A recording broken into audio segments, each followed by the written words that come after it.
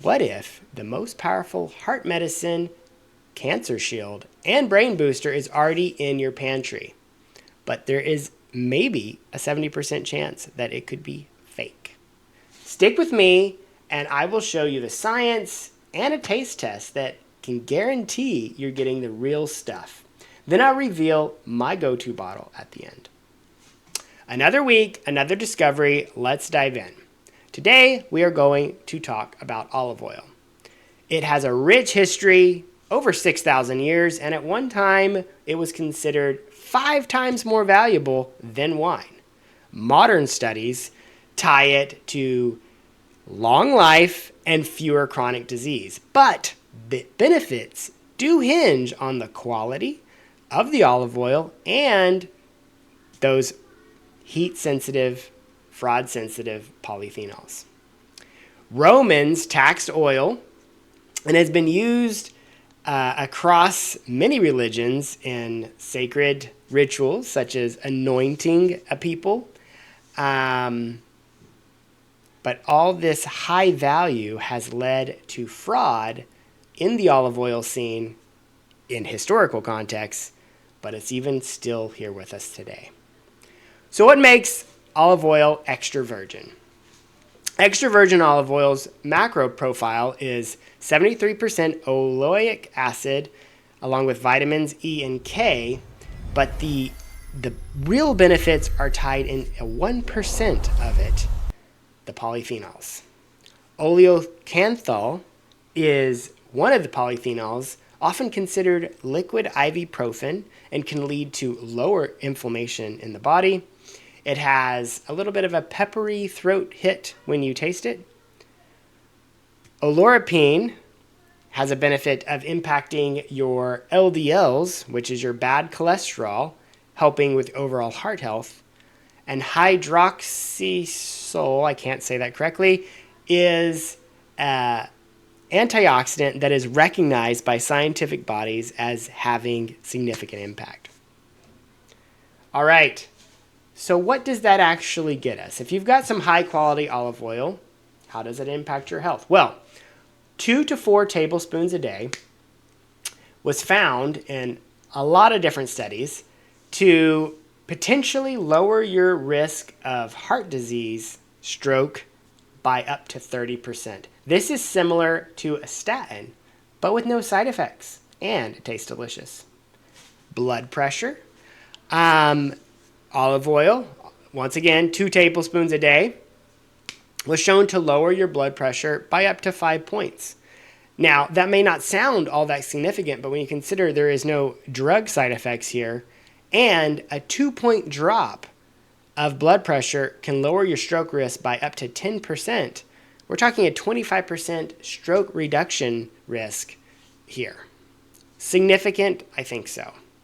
Type 2 diabetes, similar scenario, 2 to 3 tablespoons a day has an impact on your fasting glucose and your overall A1C up to 8 points.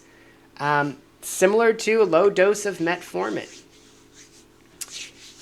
It is worth taking, even if, it's not the only thing that you're doing to manage your blood sugar. Cancer risks, massive studies were done across a lot of different people, and they found that taking extra virgin olive oil can lower your risk of cancer, death, and even just getting it by up to 31%. Now, this isn't necessarily going to be something that is going to be, helping you heal from cancer, but it is an excellent preventative measure and significantly showing the impacts. It's comparable to quitting smoking on the impact of pancreatic cancer. Dementia, brain health. This is a tough one because there is no drugs to support this, but taking olive oil, 1 to 2 tablespoons a day, has been proven to reduce your risk of death from dementia by up to 28%. This is similar to getting your daily exercise targets. If you're doing everything and you're adding olive oil in there, these compounding impacts are significant, and there are very few, if any, foods that actually have that big of an impact across all of these major killers.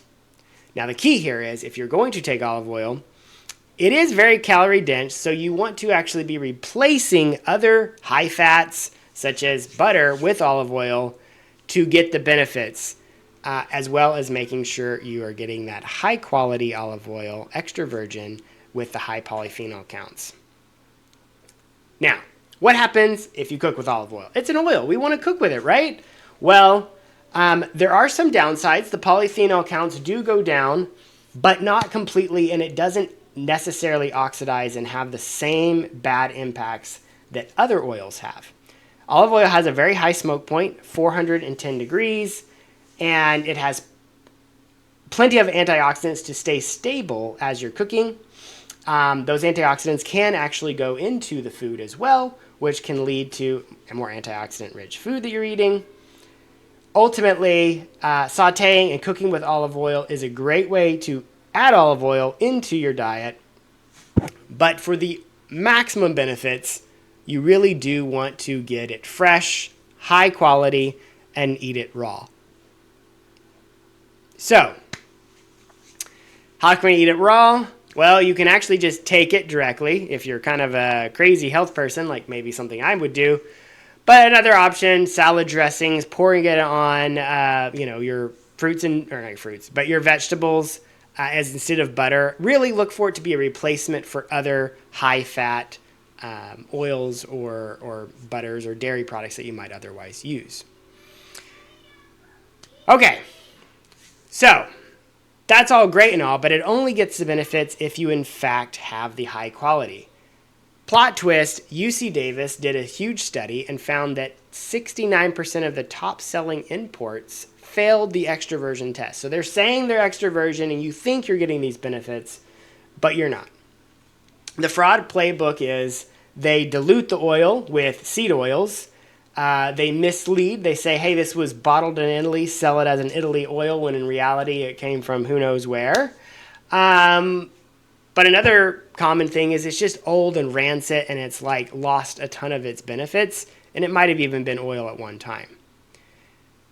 Some great places to get oil instead are California. California has some of the highest quality standards for olive oil, and it's local. Just because it has a nice foreign marketing label doesn't mean you're going to get the best benefits. It just looks really pretty in a bottle. Another thing to consider is the actual bottle itself. Clear bottles and plastic bottles are the worst ones to get. Dark glass bottles are the best, and the reason for that is the light bottles let the light in, which can degrade the oil itself.